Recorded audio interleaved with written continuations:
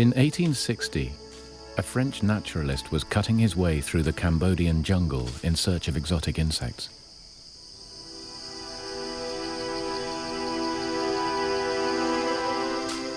Henri Mouot suddenly came across the last thing he was expecting: a massive complex of stone temples.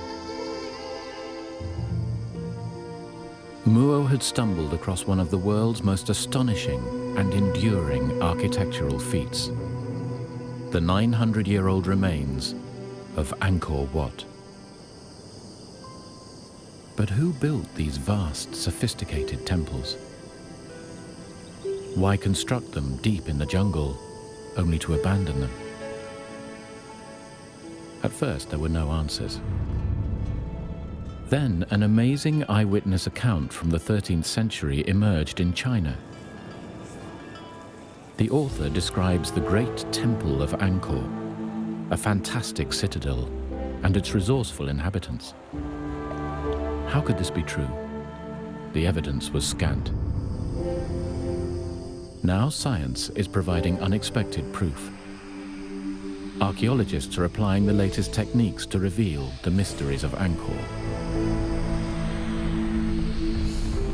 And radar images from space reveal that Angkor was much bigger than originally imagined.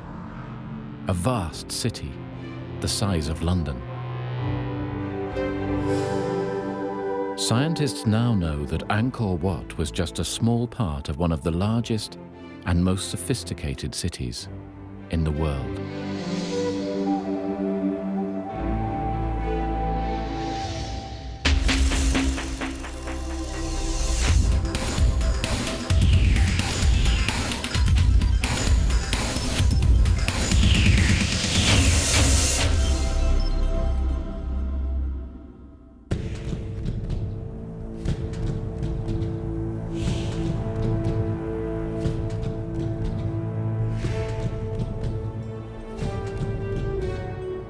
Angkor Wat, one of the world's true enigmas, its size and purpose baffling. Larger than any cathedral, it is truly one of the greatest structures ever built. Its towers, shaped like lotus flowers, were raised 100 years before the Cathedral of Chartres in France. The buildings are laid out on a vast scale, stone shrines ascending one upon the other as if reaching for the heavens.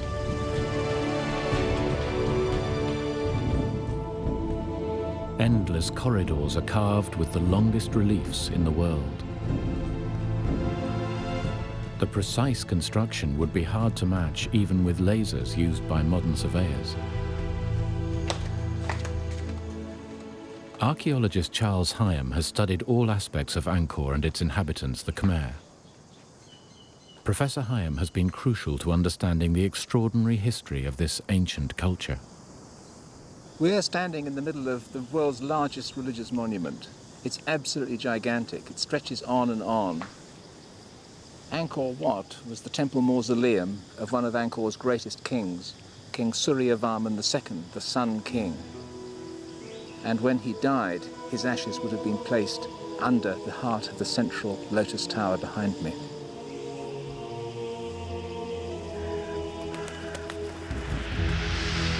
Angkor Wat, meaning Holy Temple, is symbolic in every way. Its vast square moat represents the oceans around Mount Meru, legendary home of the Hindu gods. When Henri Mouot stumbled across Angkor in 1860, he wrote, "One of these temples, a rival to that of Solomon and erected by some ancient Michelangelo, might take an honorable place beside our most beautiful buildings. It is grander than anything left to us by Greece or Rome." The Frenchman suspected that the temples belonged to a huge and sophisticated civilization, but he had no evidence. Angkor Wat lies in the northwest floodplains of Cambodia, just above the Great Lake. When Mouot discovered it in 1860, only a handful of Buddhist monks and local villagers lived around the ancient site. None of them knew how Angkor Wat had evolved or who had built it. Legend had it that the great temple had built itself. Some said that it had always been there.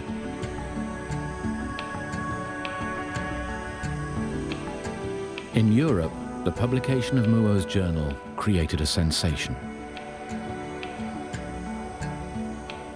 Soon, a stream of explorers, photographers, and archaeologists traveled east, keen to uncover the mysteries of this vanished world. But Henri Muo's part in this puzzle came to a sudden end. Bitten by a poisonous insect, he died in the jungle a year after discovering the incredible site.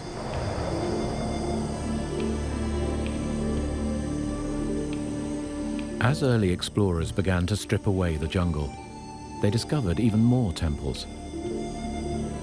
The walls of the vast monuments were covered in intricate carvings. These reliefs illustrate legends of an ancient culture and its religion. The sandstone sections were carved in place. They would have taken the artists decades to complete. Inscriptions here are written not only in an ancient Cambodian language, but also, mysteriously, in Sanskrit, the priestly language of the Hindus. One of the great breakthroughs has been the translation of the entire corpus of Angkorian inscriptions by a French scholar, Georges Sedez, in 7 thick volumes.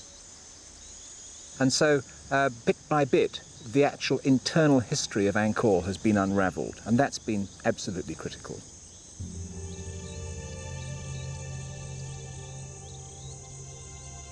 To the code breakers, they disclosed that for 6 centuries Angkor had been the capital of the Khmer, the indigenous people of Cambodia. Between the 9th and 15th centuries AD, a total of 38 kings ruled their empire from Angkor. Its borders reached from southern Vietnam to Laos, and from the Mekong River to eastern Burma. But whose grand vision was this great city? And why was it built in the middle of the jungle? The deciphering continued. Then an astonishing discovery was made. A junior Chinese official on a diplomatic mission visited Angkor in the summer of 1296 AD.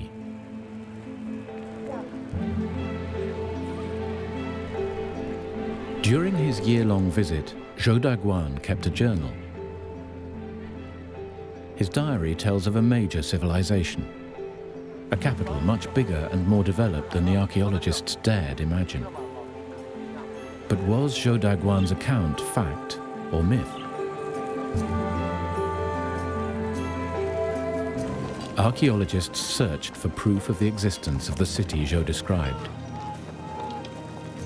As they pieced together this gigantic puzzle, the full story began to emerge.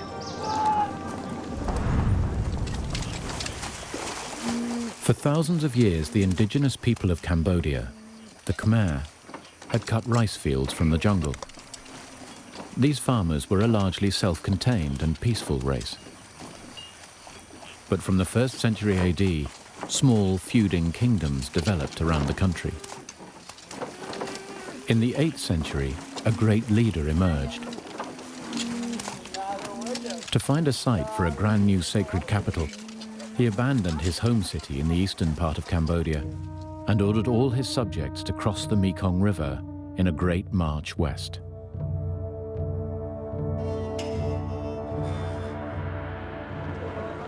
Having conquered his rivals, he chose the lush land between the sacred Kulen Hills and the Great Lake for his new citadel. In 802 AD, he had himself crowned Jayavarman, the supreme world emperor, king of kings. Jayavarman's charisma won the people over. He came not only to rule by divine consent, but to be worshipped as a god himself. At a stroke, this great and charismatic leader changed the course of Cambodian history. Over the next 500 years, Jayavarman's descendants, living gods, succeeded him to reign in Angkor. Each king had his own monument built to his glory, destined to become his mausoleum. Since the 2nd century AD, the Khmers had practiced Hinduism, Each of the royal temples is modelled on the 5 peaks of Mount Meru, the home of the Indian gods. For their builders, the shrines were a celebration of religion, art, science, and power. Throughout the first half of the 20th century, Cambodia was part of France's colonial empire. It was they who led the way in piecing Angkor together. When they arrived and took colonial control of this part of the world, the place was an absolute shambles. I mean, there were stones just lying around everywhere. It was nothing like what you see today. And so they've dedicated vast amount of energy and effort into the reconstruction of the temples. In the 1960s, the eminent archaeologist Bernard-Philippe Grolier made this comparison of Angkor. Imagine that within the city limits of Paris, you found thrown together Versailles, the Place de la Concorde, and the Louvre. Surrounding these, the cathedrals of Notre Dame, Chartres, and Rheims, flanked by all the churches built in Paris before the 19th century.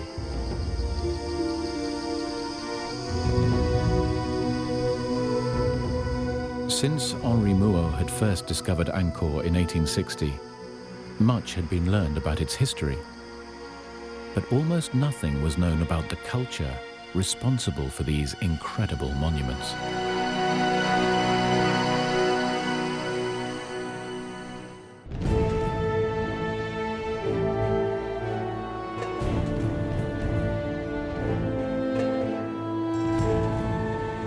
The largest religious monument in the world, the City of the Gods, Angkor Wat in the heart of Cambodia. But is this astonishing temple only the visible tip of a greater unseen mystery? 700 years ago, a junior Chinese official visited Angkor on a diplomatic mission. During his 11-month stay with a Cambodian family, he recorded many aspects of life in Angkor. But Zhou Daguan's account contains several flights of fancy. For instance, he describes the great temple of Angkor Wat as having been built in a single day by a legendary Chinese architect. He was also openly judgmental, referring to his hosts as barbarians. Archaeologists have taken his writings with a pinch of salt. You've always got to think of it as being seen through the eyes of an educated Chinese, for whom anyone beyond the empire was, by definition, a barbarian. And in reading what he has to say, one has to be, certainly on occasion, judicious in realizing that the prejudices were there. For 100 years, French archaeologists were too busy restoring the temples to pay the journal much attention, so it was largely ignored.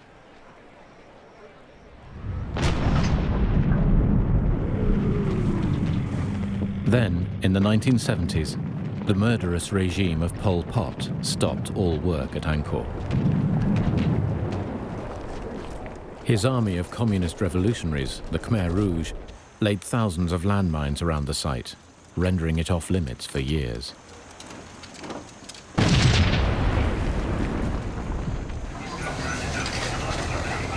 Now at last, stability has returned to Cambodia, and work on the temples has resumed. Today, Angkor has World Heritage Site protection, with a dozen countries funding archaeological research.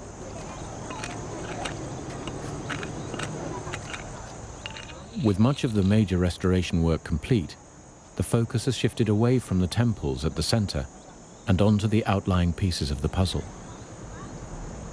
Just north of Angkor Wat, an 8-mile wall encloses the remains of several magnificent stone temples.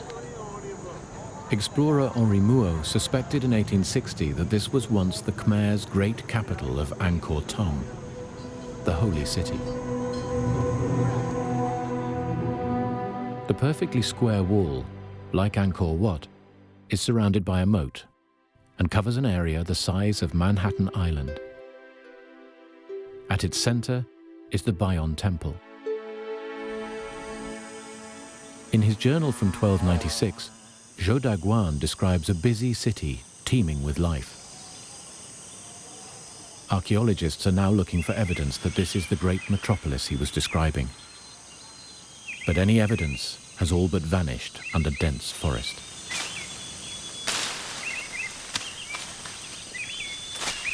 In the last 2 years, archaeologist Jacques Gaucher has started to excavate the interior of the walled city.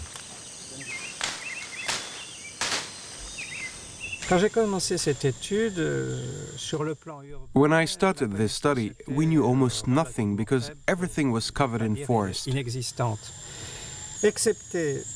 The only surviving features were the stone temples and the foundation of a royal palace, but we knew nothing of the rest of the 900 hectares within the city wall. For a while, it seemed that Gaucher was fighting a losing battle, but his persistence is at last producing results. After 2 years of very difficult research, we've at last begun to build an impression of this city. Gaucher is plotting thousands of coordinates onto an ever more detailed map of Angkor Thom. He is now able to trace an intricate grid system of canals and roads, together with the sites of thousands of wooden houses. Back in 1860, when Henri Mouot discovered Angkor Wat, he had suspected that it was just part of a complex city. Zhou Daguan's 13th century journal alludes to a political and religious citadel. Now, at last, archaeologists have enough evidence to bring to life this extraordinary city as it looked 700 years ago.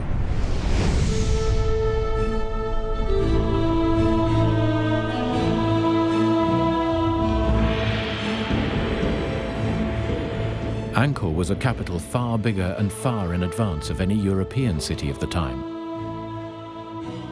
Jacques Gaucher's findings confirm the accuracy of Zhou Daguan's account. What he describes is fact, not fantasy. These are the monuments which have caused merchants from overseas to speak so often of Cambodia the rich and noble. If you are looking for gold lions, gold Buddhas, bronze elephants and bronze horses, this is where you'll find them.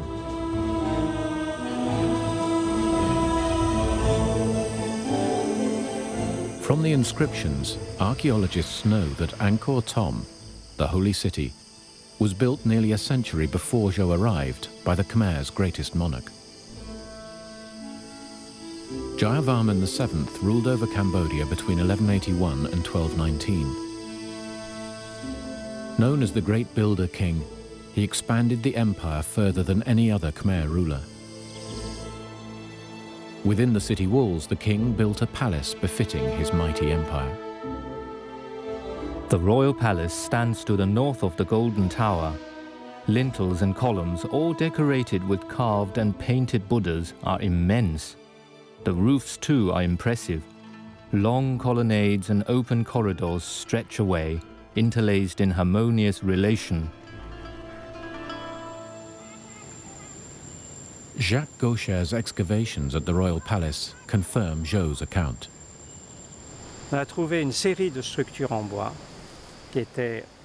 We found evidence that this palace was a large area with interconnecting courtyards and buildings.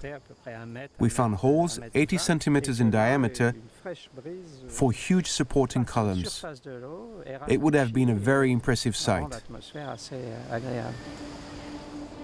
As evidence materializes about the royal palace, the role of the Khmer's rulers, these earthly gods, becomes clearer.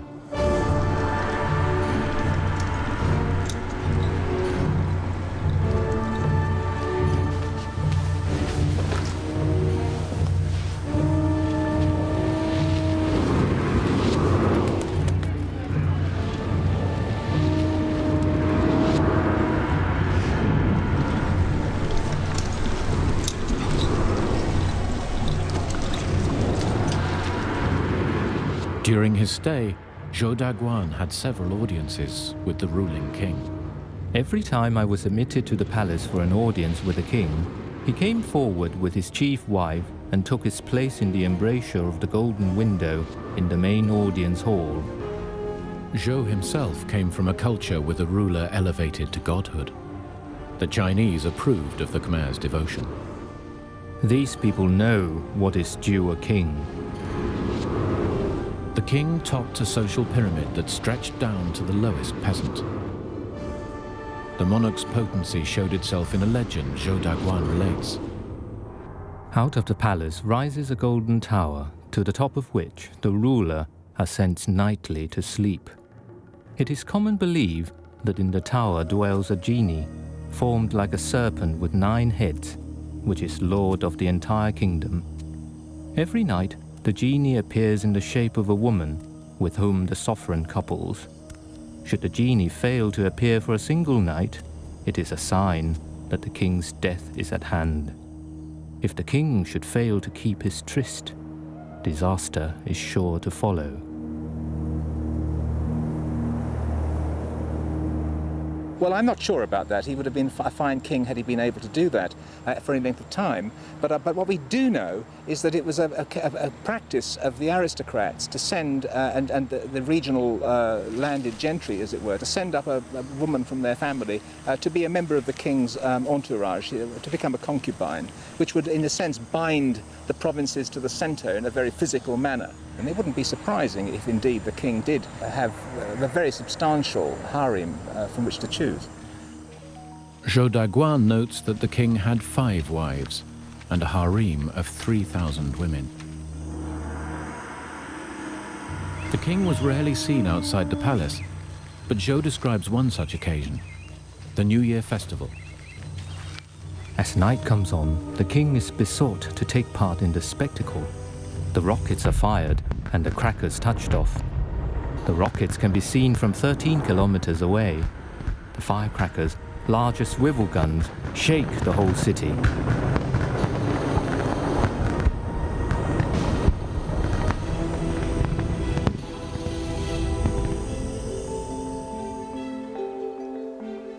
Below the king was an army of bureaucrats graded by rank, as Zhou describes. In this country, there is a hierarchy of ministers, generals, astronomers, and other functionaries. Beneath these come all sorts of small employees, differing only in name from our own. These would all have been descendants of families honored by the original Jayavarman, who had founded Angkor 500 years earlier. What is not clear from Zhou's writings is how many people lived in Angkor. Sanskrit inscriptions in temples such as Ta Prohm offer valuable clues. We know that the temple housed at least 12,000 people, including a number of great priests, I think over 650 dancers and various other officiants to maintain the temple and to do the necessary temple duties. If 12,000 people served a single temple, what was the overall population?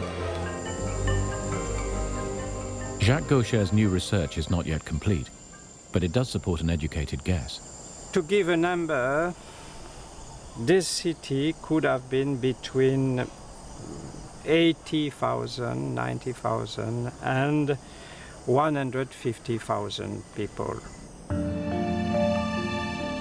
In the same period, the population of London totaled no more than 30,000.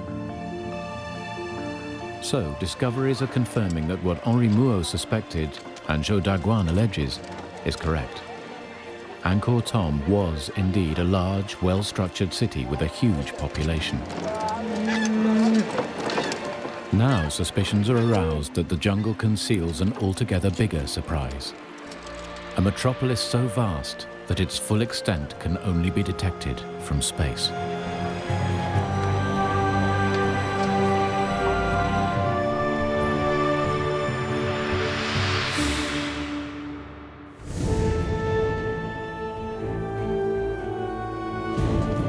The search for the hidden empire of Angkor was about to take an unexpected turn.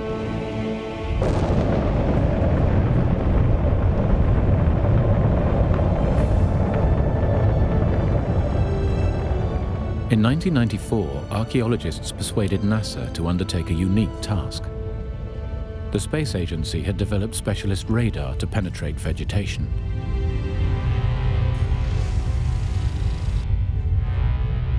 Their challenge was to probe the area of Angkor in Cambodia as the Space Shuttle Endeavour passed over Southeast Asia.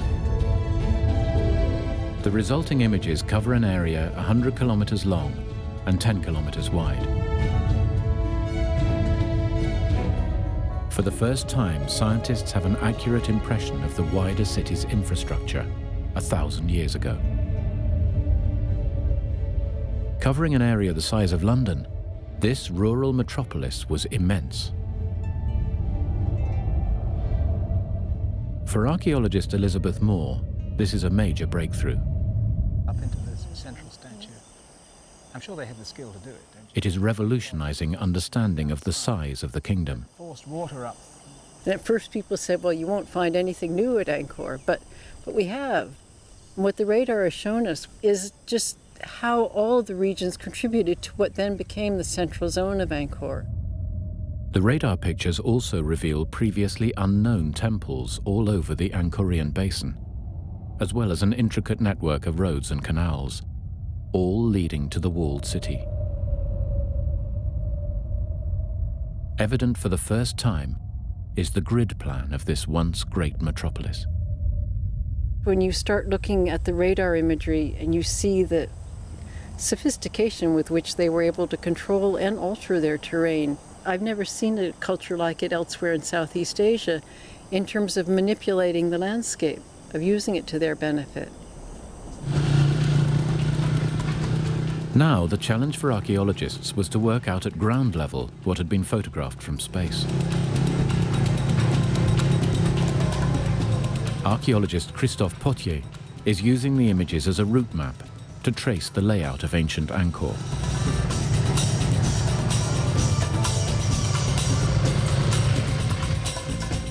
The newly discovered temples were at the center of their own communities. Just like village churches in Europe, they indicate the size of each settlement, showing the true extent of the metropolis.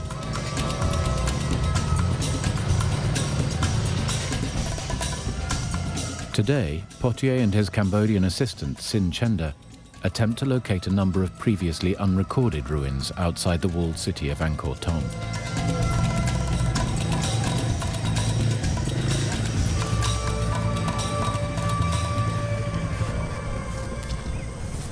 Wow, super.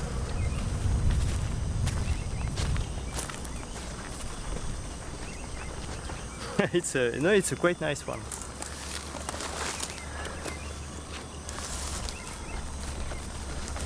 It seems to be a Garuda.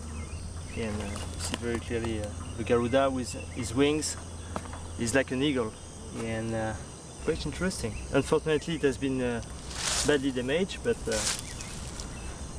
it's nice. And compared to the style, it could be a late 9th century, maybe first part of the 10th.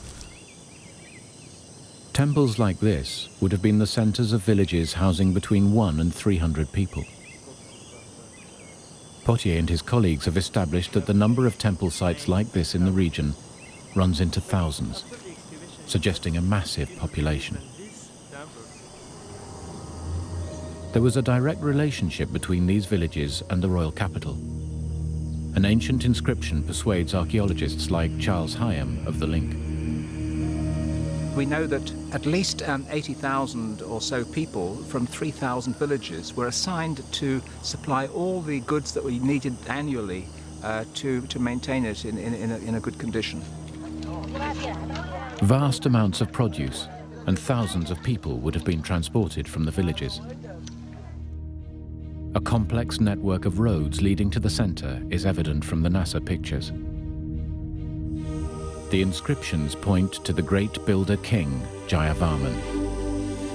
Jayavarman VII was a fantastic builder. Across his whole kingdom, he had roads constructed. He was a great man for infrastructure, one reason being that he wanted pilgrims to go and visit his places.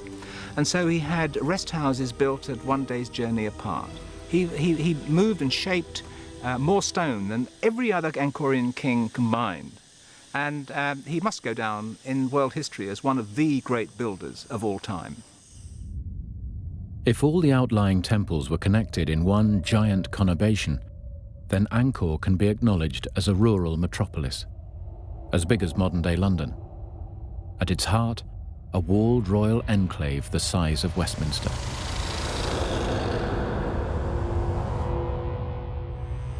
There are hundreds, let's say thousands of that kind of small sanctuaries spread all around the area of Angkor, but the large area of Angkor. And it's that show, obviously, when there was village everywhere, almost everywhere. Early research suggests that this metropolis could have had a population of 1 million people.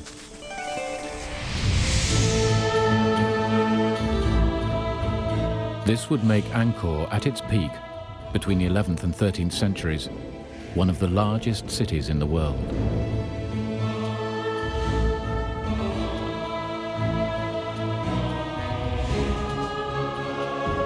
The indigenous Cambodians, the Khmer, were powerful and successful.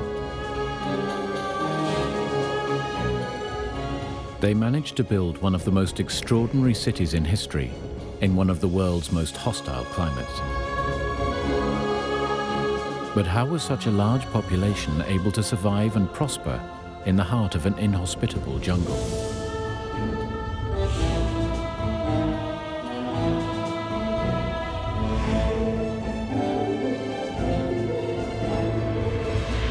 The answer lies in the Khmer's ability to harness their most precious asset. Cambodia has 8 months without rain, when rivers become a muddy trickle. Then, for a few months, the monsoon brings floods. For this reason, Angkor is built close to the Great Lake, which swells to 4 times its size in the rainy season. It not only provided precious water throughout the year, but also an inexhaustible supply of fish. Zhou Daguan records, Of all the fish, the black carp is the most abundant. Next in number, the tench and freshwater congers. The prawns of Channan weigh as much as half a kilo apiece. Crocodiles there are as large as boats. Apart from fish, the staple diet, like most of Asia, was rice. Paddy fields need a plentiful supply of water to ensure a healthy crop. When the founding ruler Jayavarman arrived at Angkor, there were already peasant farmers cultivating ancient rice fields. But from the 9th to the 13th centuries, successive god kings ordered thousands more acres of jungle to be cleared for rice production. Water had to be cleverly harnessed to irrigate the new fields. If the system failed, the very survival of the kingdom would be at stake. Well-maintained canals were also crucial to Angkor. Every day, tons of heavy stones for the construction of temples would be transported by canal from the Kulen Hills, 50 kilometers away. Planning expert Jacques Gaucher believes the success of Angkor is due to the elaborate system of interconnecting waterways. You have tanks or ponds which are dug to keep also this water, and you have some canalization. This royal palace is full of small canalization. The city is full of channels, and the outside, the territory, is also full of big channels. These systems, which are at different level of scale, they must have been connected to each other. It was the Khmer's ability to harness water that made them unique. While the Dutch were experimenting with their first canals, the Khmer were already past masters. The most recent excavation by Jacques Gaucher reveals the complexity of Khmer water management within the royal city. His surveys have uncovered 2 huge reservoirs, each measuring 300 meters long and 20 meters wide. A major road intersected them. Water needed to flow around the city. What Gaucher wanted to know was how the road could be used while water still flowed from one reservoir to the other. So he began to dig. The excavation unearthed a stone dike where the road and reservoirs met. It also shows that the reservoirs were built on slightly different levels. Beneath the surface of the road, narrow channels in the dike allow water to filter from the upper reservoir into the lower. But the arrangement may have been too finely balanced.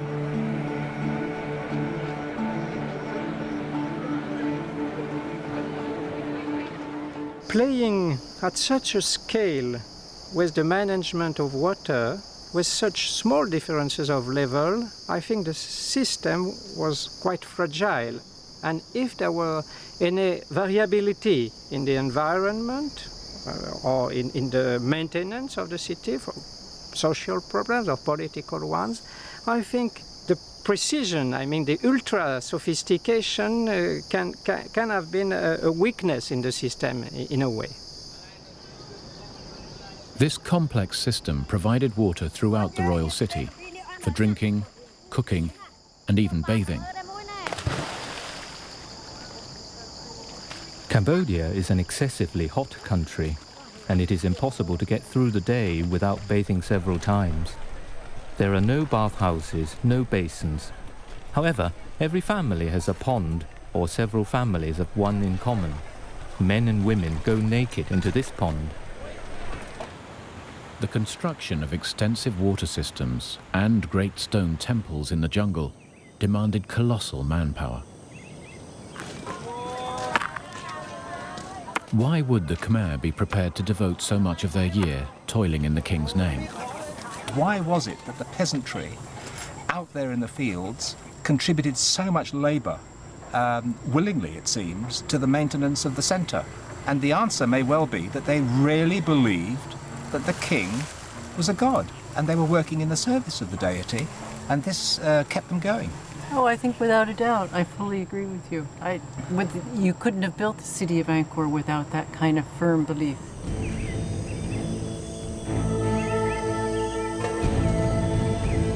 But although the Khmer people dedicated enormous effort into constructing their great city, it was the addition of slave labor that made it possible. Zhou describes these unfortunates. Wild men from the hills can be bought to serve as slaves. Families of wealth may own more than 100. Those of lesser means content themselves with 10 or 20. Only the very poor have none. We know, too, again from the inscriptions, that some of them had a very raw deal. There was one who tried to escape from the land in which he was born and was assigned, and they found him and they brought him back and they gouged his eyes out and cut off his ears. Punishment was severe for all subjects of Angkor, noted the Chinese diplomat. In very serious cases, a ditch is dug outside the city. The criminal is dropped into it. Earth and stones are heaped on top until he is buried alive. Lesser crimes are dealt with by cutting off feet or hands, or by amputating the nose. The economy of Angkor was based on international trade. The Khmers produced food for their swelling population, but there was a surplus for trade with neighboring states. They wove fine cloth, cast huge bronze statues, and exported ivory, kingfisher feathers, beeswax, and scented wood. Their main trading partner was China. The reliefs of the Bayonne reveal a Chinese trade junk coming across the waters of the Great Lake just south of Angkor. And we know that there was indeed a great deal of trade going on because of the more recent archaeological research that has been excavating in the royal palace, and there they've been unearthing a considerable quantity of Chinese ceramics.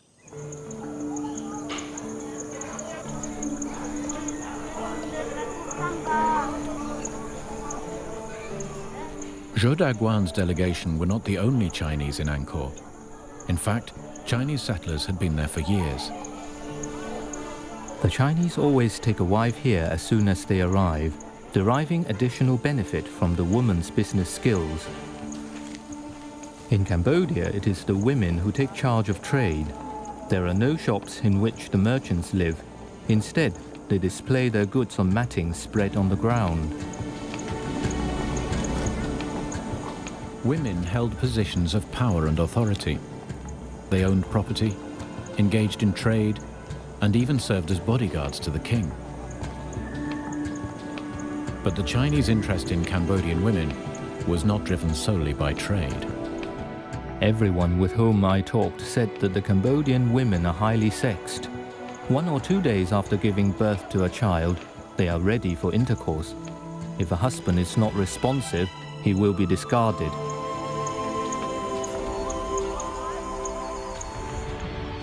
By the end of the 13th century, Angkor was at its peak. A succession of god kings had built this beautiful and astonishing city. A sophisticated water system made the city work, fed its people, and created wealth. But then, at its very peak, cracks in the system began to appear. Cracks that would lead to the city being abandoned to the jungle.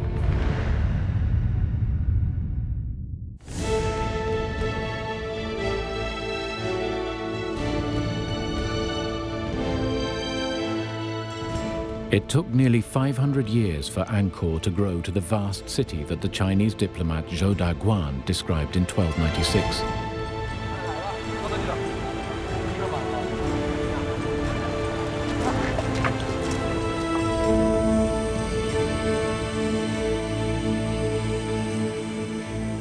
Yet just a century later, the city lay deserted, given up to the jungle.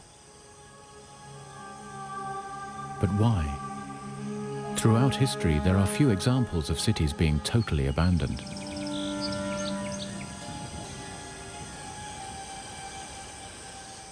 One key factor is known. Throughout Angkor's history, the Khmer had waged war with their neighbors.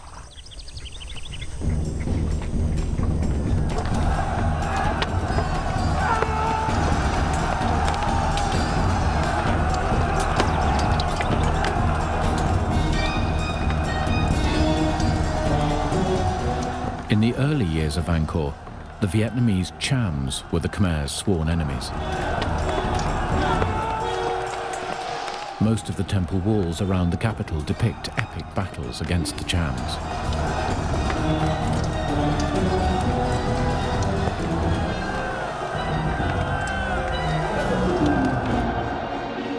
But by the time of Zhou Daguan's visit, the main threat came from the emerging Thai kingdom of Siam as it expanded into Cambodia.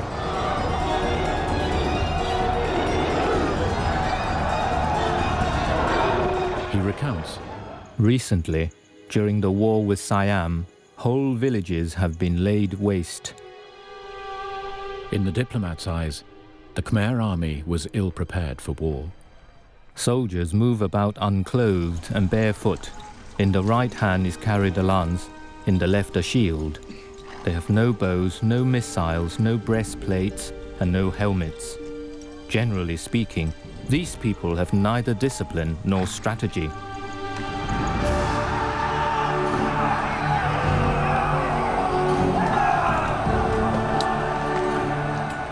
Inscriptions show that in 1431, the Thais sacked Angkor.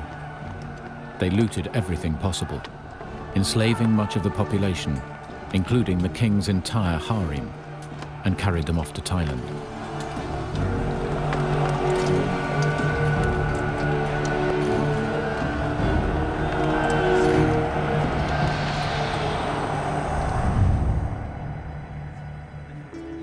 Abandoned, the city of Angkor was slowly reabsorbed into the jungle from which it had emerged 5 centuries before.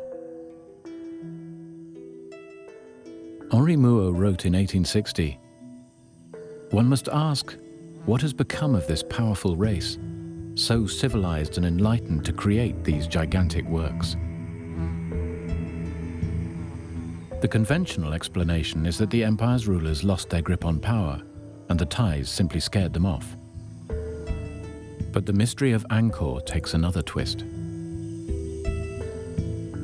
Today, archaeologists believe that there were other factors at work. Charles Hyam points to the great builder king, Jayavarman VII. Perhaps because of the excesses of Jayavarman VII, who clearly was a builder with a frenzy of activity. And he may well, it's said, and it might be true, that he exhausted resources of the state, and it went into a decline. Jayavarman VII was the first Buddhist king after several hundred years of Hindu worship. This more compassionate religion may have given the Khmer cause to reflect on the excesses of their kings. And I wonder whether, in fact, the slow decline that may well have set in was the result of a lack of belief out in the fields there that the king was, in fact, a deity, and that this vital link between the two began to fray.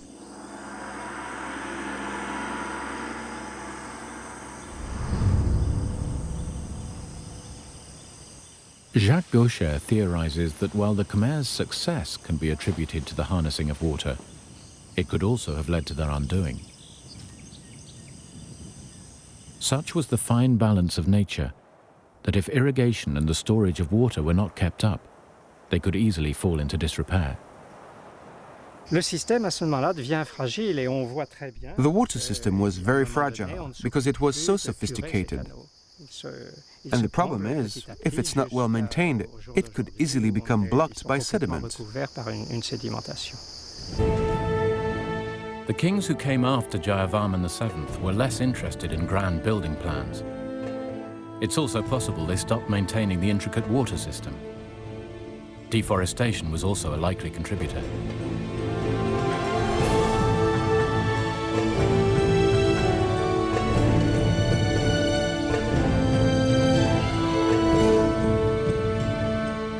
So much jungle had been cut back for rice growing that undoubtedly the rivers and canals would have silted up, which in turn would have led to an ecological disaster for the Khmer.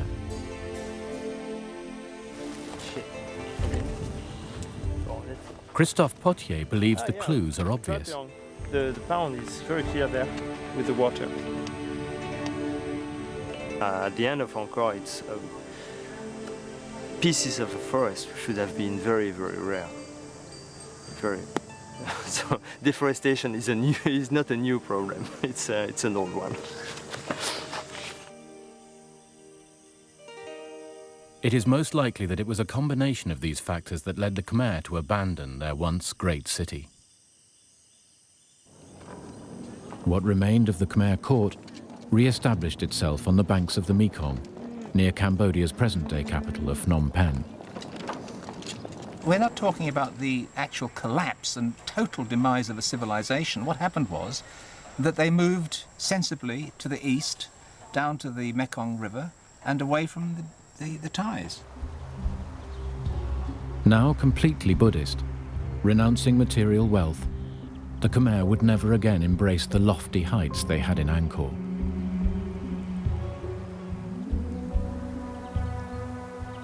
For 400 years, Angkor lay derelict and forgotten, until its rediscovery by Henri Mouot in 1860. Today, Angkor is recognized as a wonder of the world.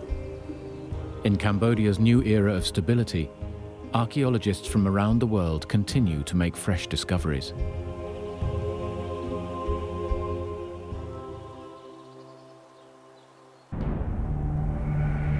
At last, a world lost to the jungle is re-emerging. A major metropolis that for over half a millennium dominated a thriving empire. One of the greatest cities the world has ever known.